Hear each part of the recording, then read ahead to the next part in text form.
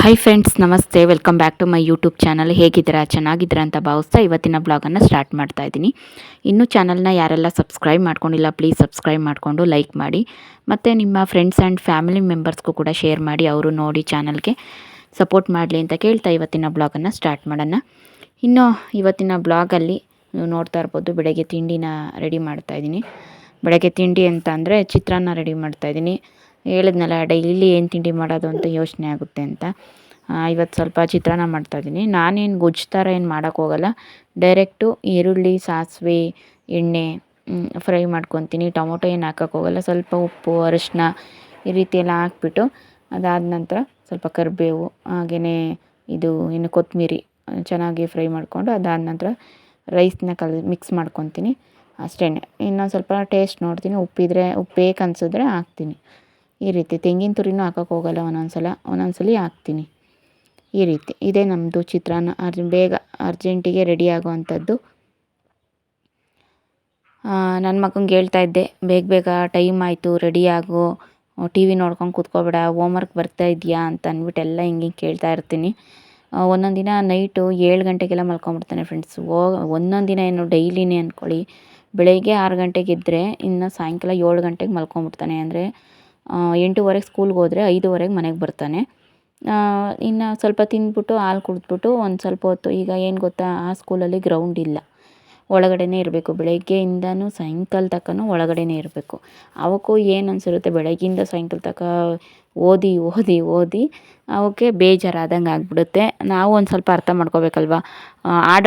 ಆಟ ಆಡೋ ಟೈಮಲ್ಲಿ ತಗೊಂಡೋಗ್ಬಿಟ್ಟು ನಾವು 4 ಮೂಲೆಯಲ್ಲಿ ಓದೋದಕ್ಕೆ ಹಾಕಿದ್ದೀವಿ ಅಂತ ಅಂದರೆ, ಅಟ್ಲೀಸ್ಟ್ ಅವಕ್ಕೆ 8 ಅವರ್ 9 ಅವರ್ ಓದ್ತಾರಲ್ವ, ಅಟ್ಲೀಸ್ಟ್ ಅವಕ್ಕೆ ಫ್ರೀಯಾಗಿ ಒಂದು ಅರ್ಧ ಗಂಟೆ 1 ಅವರ್ ಆದ್ರೂ ಮಕ್ಕಳ ಜೊತೆ ವಾತಾವರಣದಲ್ಲಿ ಆಟ ಆಡೋದಕ್ಕೆ ಬಿಟ್ಟರೆ ಅವಕ್ಕೂ ಖುಷಿಯಾಗುತ್ತೆ.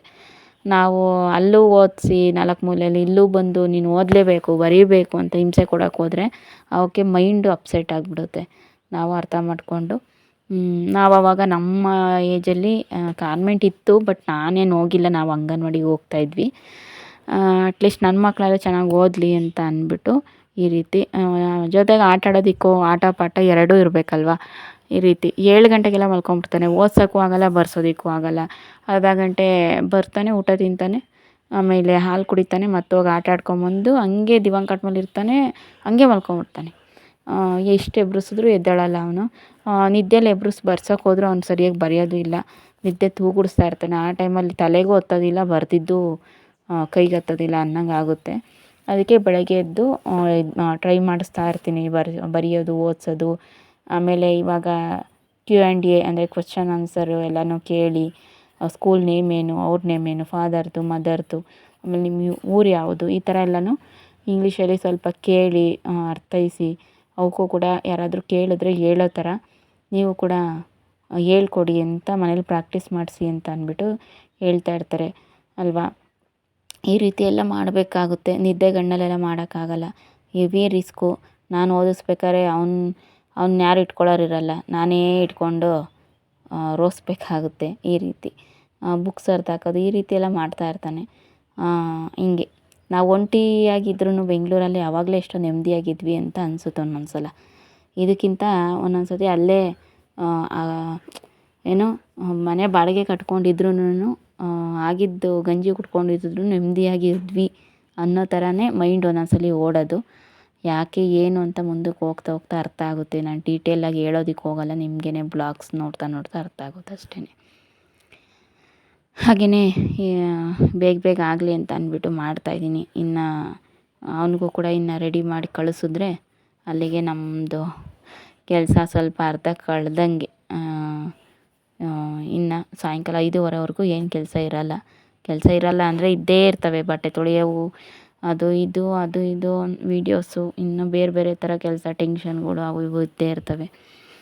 ಏನು ಮಾಡೋಕ್ಕಾಗಲ್ಲ, ಜೀವನ ಹಂಗೇನೆ, ಬದುಕು ಬಂದಂತೆ ಜೀವನ ಮಾಡಬೇಕು. ಇನ್ನು ಆಡ್ಕೊಳ್ಳೋರ ಮಧ್ಯೆ ಇವಾಗ ಜಸ್ಟು ಎಲ್ಲ ನಗಾಡಿ ಇಡ್ತವ್ರೆ. ನೆಕ್ಸ್ಟು ಬಾಯಿ ಮೇಲೆ ಬೆಳ್ಳಿರ್ಕೊಳ್ಳೋ ಥರ ಮಾಡಬೇಕು. ಅದಕ್ಕೆ ತಯಾರಿಗಳನ್ನ ನಡೆಸಬೇಕಷ್ಟೆ. ಇನ್ನು ಏನೇನು ಮಾಡ್ತೀನೋ, ಏನೇನು ಆಗ್ತೀನೋ ಲೈಫಲ್ಲಿ ಗೊತ್ತಿಲ್ಲ. ಒಂದು ಉದ್ಧಾರ ಅಂತೂ ಆಗಲೇಬೇಕು. ಜನ ನಗಾಡ್ತಿರೋ ಜನಕ್ಕೆ ಬಾಯಿ ಮೇಲೆ ಬೀಳಿಟ್ಕೊಳ್ಳೋ ಥರ ಮಾಡಲೇಬೇಕು. ಹೇಳಿರೋ ತಕ್ಕನಾಗಿ ಸುಲಭವಾಗಿ ಆ ಕೆಲಸ ಆಗಲ್ಲ, ಮಾಡಿ ತೋರಿಸ್ಬೇಕು ಮಾತಾಡೋದಕ್ಕಿಂತ ಮುಂಚೆ. ಹಾಗಾಗಿ ಸುಮ್ಮನೆ ಇದ್ದೀನಿ.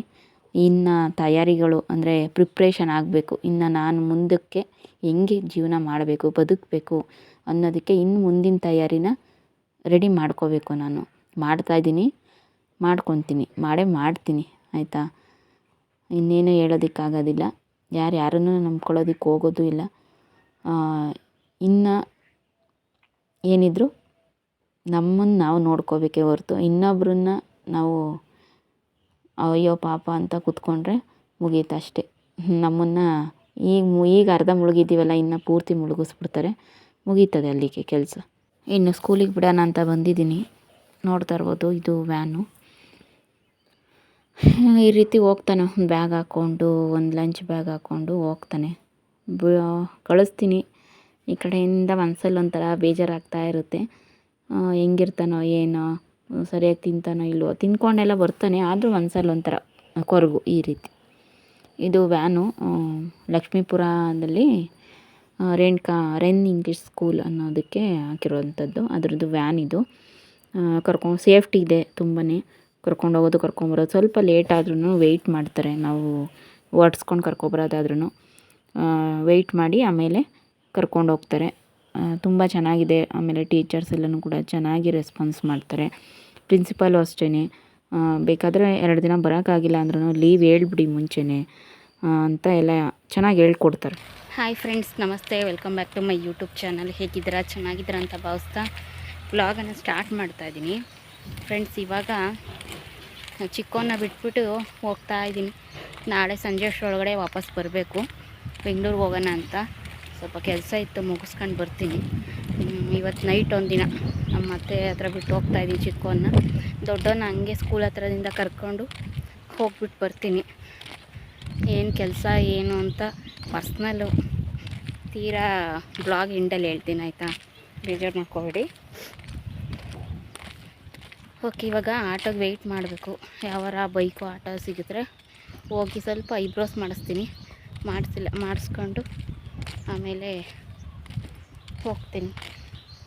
ಈಗ ಸದ್ಯಕ್ಕೆ ಆಟೋನೋ ಇಲ್ಲ ಬೈಕೋ ಯಾವಾರ ಸಿಕ್ಕಿದ್ರೆ ಅರಸೀಕೆರೆಗೆ ಹೋಗ್ತೀನಿ. ಸ್ಕೂಲ್ ಹತ್ರಕ್ಕೆ ಆಮೇಲೆ ಐಬ್ರೋಸ್ ಮಾಡಿಸ್ಕೊಂಡು ಹೋಗ್ತೀನಿ. ಇದು ಸ್ಕೂಲ್ ಹತ್ರ ಬಂದಿದ್ದೆ. ಅವತ್ತು ಎನ್ವಿರಾನ್ಮೆಂಟಲ್ ಡೇ ಮಾಡಿದ್ರಲ್ವ, ಆವತ್ತಿಂದೆಲ್ಲನೂ ಕೂಡ ಇನ್ನೂ ಪೋಸ್ಟಿಂಗ್ ಹಂಗೆ ಇತ್ತು. ಹಂಗಾಗಿ ಅದೆಲ್ಲ ಕೂಡ ಸ್ವಲ್ಪ ವೀಡಿಯೋ ಶೂಟ್ ಮಾಡಿಕೊಂಡೆ. ಅದಾದ ನಂತರ ರೈಲ್ವೆ ಸ್ಟೇಷನ್, ಅರಸೀಕೆರೆ ರೈಲ್ವೆ ಸ್ಟೇಷನಿಗೆ ಬಂದಿದ್ದೀನಿ. ಇವಾಗ ಗಾಡಿ ಬರುತ್ತೆ, 3 ಗಂಟೆ ಗಾಡಿ. ಅಷ್ಟರೊಳಗಡೆ ಬಂದಿರೋಣ ಅಂತ ಅಂದ್ಬಿಟ್ಟು ಬಂದಿದ್ದೆ. ನೋಡ್ತಾ ಇರ್ಬೋದು, 1 ಅವರ್ ಇತ್ತು ಇನ್ನು ಸ್ಕೂಲು, 1.5 ಅವರ್ ಇತ್ತು ಸ್ಕೂಲ್ ಬಿಡೋದಕ್ಕೆ. ಹಂಗಾಗಿ 1 ಅವರ್ ಪರ್ಮಿಷನ್ ಇದು ಮಾಡಿಕೊಂಡು ನಾಳೆ ಲೀವ್ ಹಾಕ್ಕೊಂಡು ಬಂದಿದ್ದೀನಿ. ಇವಾಗ ಕರ್ಕೊಂಡೋಗ್ಬೇಕು. ಚಿಕ್ಕವನ್ನ ಮನೆ ಹತ್ರ ಬಿಟ್ಟಿದ್ದೀನಿ, ದೊಡ್ಡವನ್ನ ಮಾತ್ರ ಕರ್ಕೊಂಡು ಹೋಗ್ತಾಯಿದ್ದೀನಿ. ಸ್ವಲ್ಪ ಕೆಲಸ ಇತ್ತು ಅಂತ ಅಂದ್ಬಿಟ್ಟು ಬೆಂಗಳೂರಿಗೆ ಹೊರಟಿದ್ದೀನಿ. ಟ್ರೈನ್ ಇವಾಗ ನಿಮಗೆ ಗೊತ್ತಿರ್ಬೋದು, ಬೆಂಗಳೂರು ಹತ್ರ ಹೋಗ್ತಾ ಸ್ವಲ್ಪ ಕೆಲಸಗಳೆಲ್ಲ ನಡೀತಾ ಇದೆ, ತುಮಕೂರು ಹತ್ರ ಎಲ್ಲ.